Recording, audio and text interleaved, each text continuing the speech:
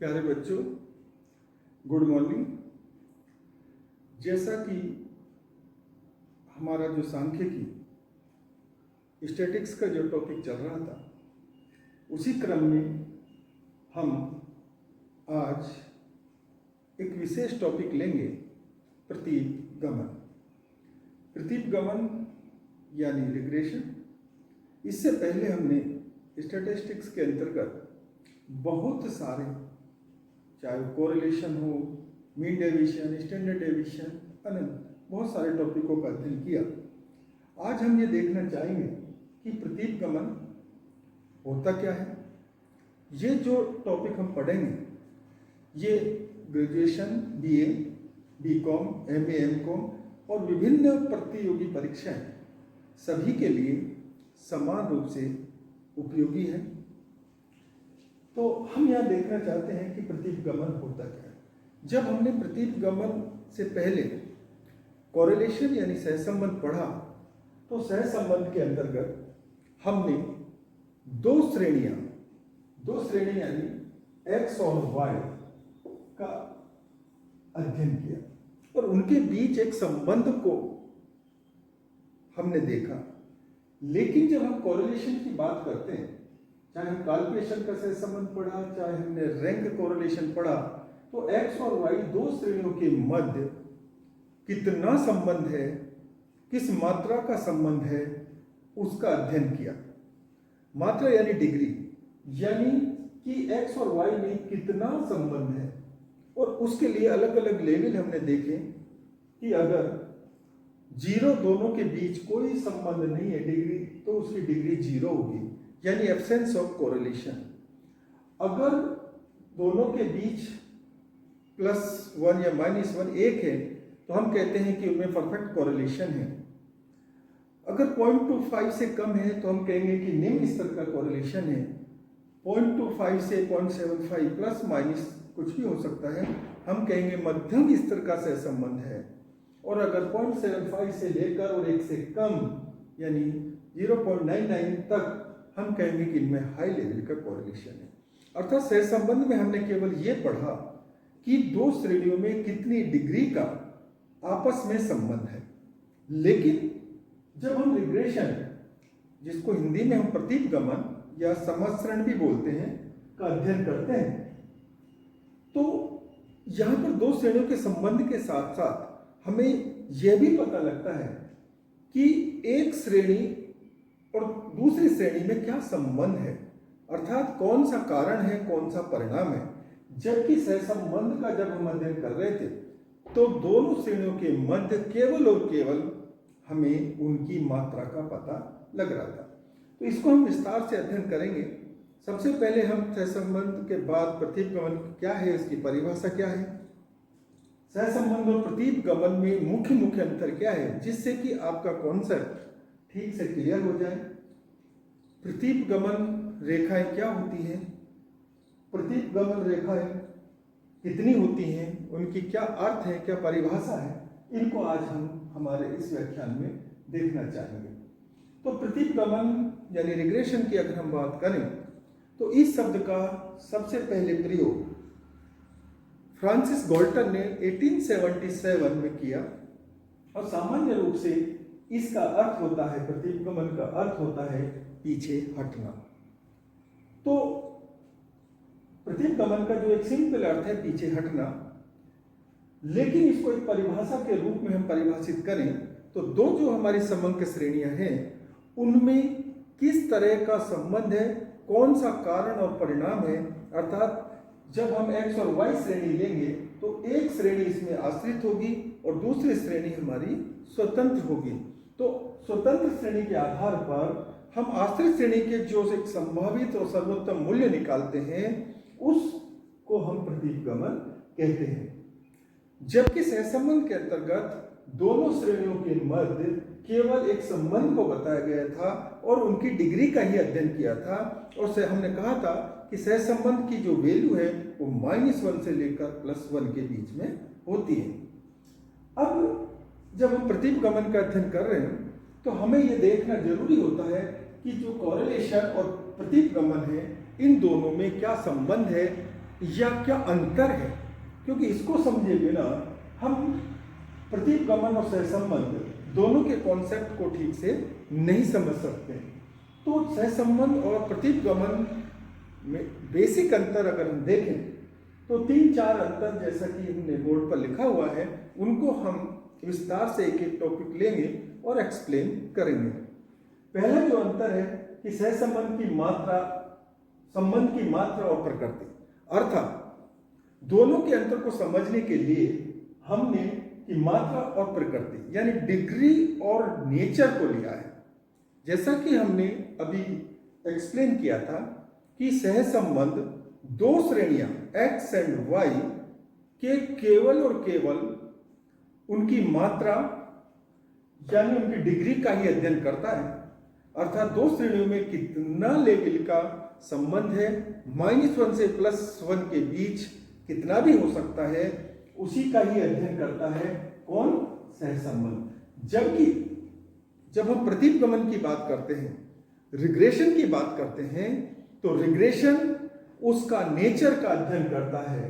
Nature का मतलब हुआ कि जो दो श्रेणी हमारी है उनमें एक श्रेणी आश्रित श्रेणी है और दूसरी श्रेणी स्वतंत्र श्रेणी है, अर्थात स्वतंत्र श्रेणी के द्वारा आश्रित श्रेणी का एक सर्वोत्तम मूल्य निकाला जाता है और हमें यह पता लगता है कि उसकी प्रकृति क्या है, स्वतंत्र चर कौन सा है, आश्रित चर कौन सा है, जबकि सहसंबंध केवल उनकी डिग्री का अध्ययन करता था। तो ये हम दोनों के बीच में एक अंतर बता सकते हैं कि सहसंबंध में हमें दोनों श्रेणियों के मध्य केवल और केवल उनकी मात्रा यानी डिग्री का अध्ययन करते हैं, जबकि रिग्रेशन यानी प्रतीक गमन के अंतर्गत दोनों श्रेणियों की नेचर यानी प्रकृति का अध्ययन किया जाता है। दूसरा, अगर हम देखें दोनों के बीच सहसंबंध और प्रतीक गमन में जो अंतर है कारण परिणाम संबंध, क्योंकि कोई भी श्रेणियां हैं उनमें अगर हम रिलेशन निकालें तो एक कारण होती है, एक परिणाम होती है। लेकिन जब हम सहसंबंध की बात करते हैं तो सहसंबंध के अध्ययन में चाहे वो कार्ल पियर्सन का सहसंबंध हम पढ़ें, चाहे स्पीयरमैन का रैंक कोरिलेशन पढ़ें, कारण परिणाम संबंध को स्पष्ट नहीं किया जा सकता।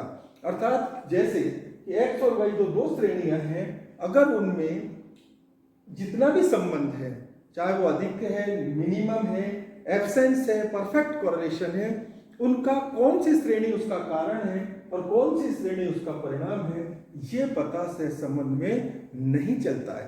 केवल और केवल उनकी डिग्री का ही हम अध्ययन करते हैं। लेकिन अगर हम रिग्रेशन की बात करें तो हमें यह भी पता लगता है कि कारण और परिणाम, अर्थात दोनों श्रेणियों में कौन सी श्रेणी कारण है और उसके कारण से दूसरी श्रेणी का रिजल्ट यानी परिणाम क्या होगा, अर्थात एक श्रेणी आश्रित श्रेणी होती है और दूसरी श्रेणी स्वतंत्र श्रेणी होती है। तो इसमें हमें यह पता लगता है कि स्वतंत्र श्रेणी कौन सी है और आश्रित श्रेणी कौन सी है, और स्वतंत्र श्रेणी के चर मूल्यों के द्वारा आश्रित श्रेणी के जो हम सर्वोत्तम एवरेज वैल्यूज निकालते हैं उन पर क्या इफेक्ट पड़ेगा, उसका अध्ययन हम करते हैं। तो कारण परिणाम संबंध का विश्लेषण रिग्रेशन के अंतर्गत किया जाता है। सहसंबंध में कारण परिणाम संबंध को स्पष्ट करना संभव नहीं था। तो दो अंतर के बाद हम इसी क्रम में अगर सहसंबंध और प्रतीक गमन के तीसरा अंतर को अगर हम देखें कि स्वतंत्र व आश्रित चर का प्रभाव, अर्थात हम बार बार देख रहे हैं कि रिग्रेशन के अंतर्गत एक स्वतंत्र चर होता है, एक आश्रित चर होता है, जबकि सहसंबंध में ऐसा कुछ नहीं था। अर्थात जब हम सहसंबंध निकालते हैं तो उसको हम R लिखते हैं, R और यानी रिग्रेशन और x y यानी x on y। लेकिन हम जानते हैं कि सहसंबंध में कोई फर्क नहीं पड़ता कि कौन सी श्रेणी स्वतंत्र है आश्रित है, यानी R x y निकाले हम या R y x निकालें, यानी R x on y निकालें या R y on x निकालें, यानी सहसंबंध हम x on y निकालें या y on x निकालें, कोई फर्क नहीं पड़ता।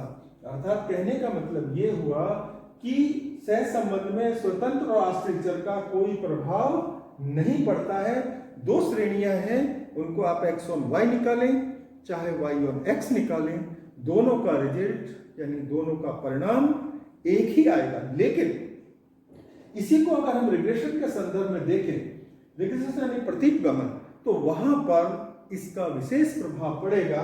और हम जब रिग्रेशन को डिटेल से अध्ययन करेंगे तो उसके जब हम कोफिशिएंट निकालेंगे यानी गुणांक निकालेंगे, तो गुणांक हम दो निकालेंगे। एक को हम कहेंगे bxy, यानी जो हम गुणांक निकाल रहे हैं इसका वो x ऑन y है, bxy का मतलब हुआ x ऑन y। और दूसरा जो हम निकालेंगे byx, इसको हम कहेंगे कि y ऑन x।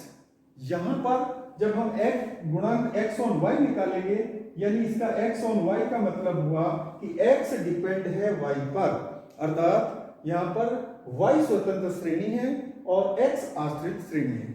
लेकिन जब हम byx निकालेंगे तो इसको हम कहेंगे y ऑन x, यानी यहां पर x स्वतंत्र श्रेणी है और y आश्रित श्रेणी है। और यहां पर जो हम गुणांक निकालेंगे और इसके द्वारा रिग्रेशन का हम अध्ययन करेंगे तो ये दोनों ही गुणांक अलग अलग आएंगे। अर्थात रिग्रेशन के अंतर्गत इस चीज का प्रभाव पड़ता है कि कौन सी श्रेणी आश्रित है और कौन सी श्रेणी स्वतंत्र है। लेकिन हम सहसंबंध की बात करें तो हम r यानी सहसंबंध xy निकालें या yx निकालें, कोई फर्क नहीं पड़ता है। अतः प्रतीपगमन में जो हम गुणांक निकालेंगे bxy यानी x ऑन y या byx y ऑन x, दोनों अलग अलग होंगे। और उसका विशेष प्रभाव है कि यहाँ पर y स्वतंत्र है, x आश्रित है, यहाँ पर x स्वतंत्र श्रेणी है, y आश्रित है, और दोनों के कोफिशिएंट अलग अलग होंगे। तो ये तीसरा अंतर हुआ सहसंबंध और रिग्रेशन के बीच। चौथा अगर हम अंतर देखें तो हम देखते हैं कि सहसंबंध के अंतर्गत x और y का जो भी संबंध है वो निरर्थक। हम कई बार ये देखते हैं कि दो श्रेणियों में कोई भी संबंध निरर्थक भी हो सकता है। तो सहसंबंध के बारे में हम कह सकते हैं कि x और y जो दो श्रेणियां हैं उनका आपस में संबंध, यानी वही हम बात कह रहे हैं बार बार कि कार्य कारण परिणाम का हमें पता नहीं लगता, अर्थात उनके संबंध निरर्थक भी हो सकते हैं।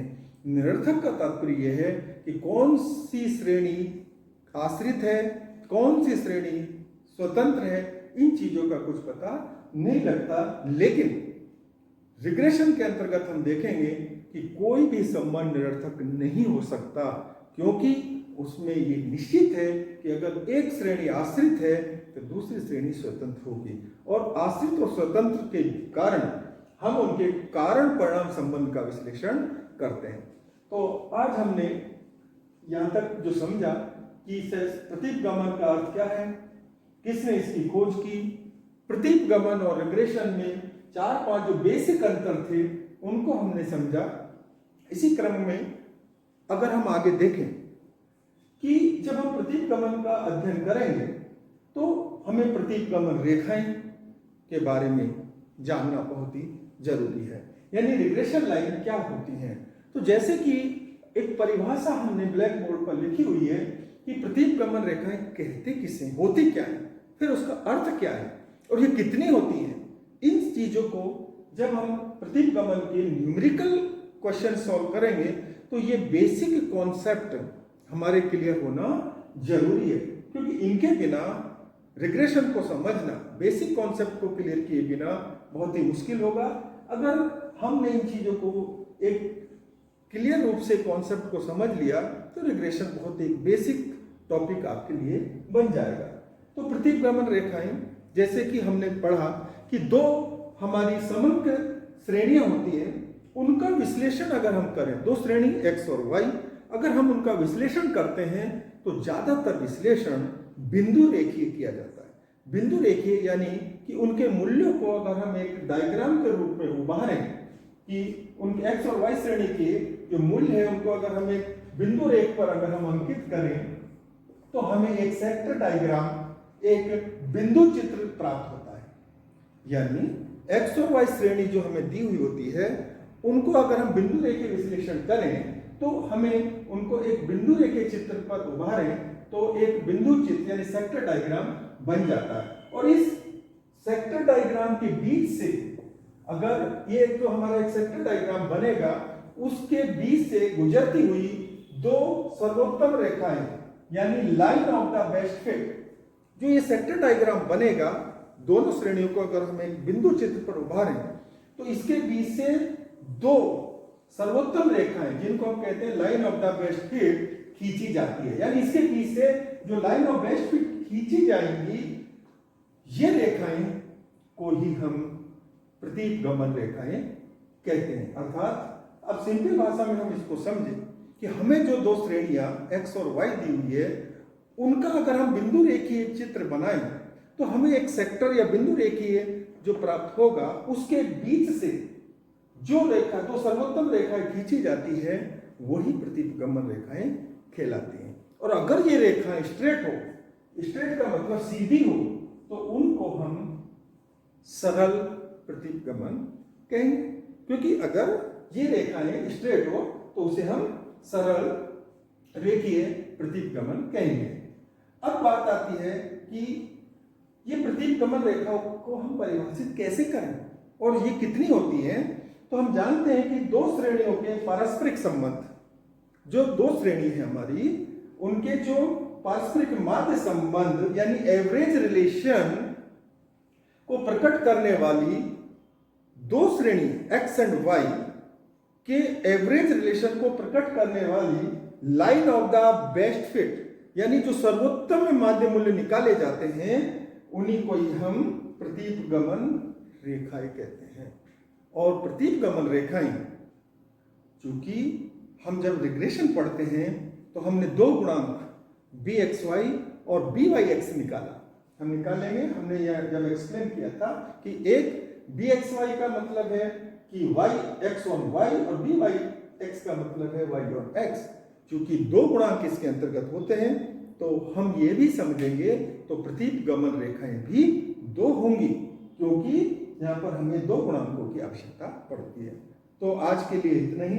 अगला हमारा जो इसी क्रम में आज हमने इसका परिभाषा से संबंध और रिग्रेशन में अंतर, प्रतीक गमन रेखाएं क्या होती हैं, उसकी परिभाषा क्या है और कितनी होती हैं, इसका अध्ययन किया। अगला हमारा जो व्याख्यान होगा कि प्रतीक गमन रेखाएं की उपयोगिता क्या है और प्रतीक गमन समीकरण, जब हम इसको न्यूमेरिकल टर्म्स में अध्ययन करेंगे कि x on y और y on x प्रतीक गमन समीकरण कैसे निकालेंगे, कितने उसके मेथड हैं, तो अलग अलग तरीके से हम प्रतीक गमन समीकरण निकालने की कोशिश करेंगे, जिससे कि आपका ये महत्वपूर्ण टॉपिक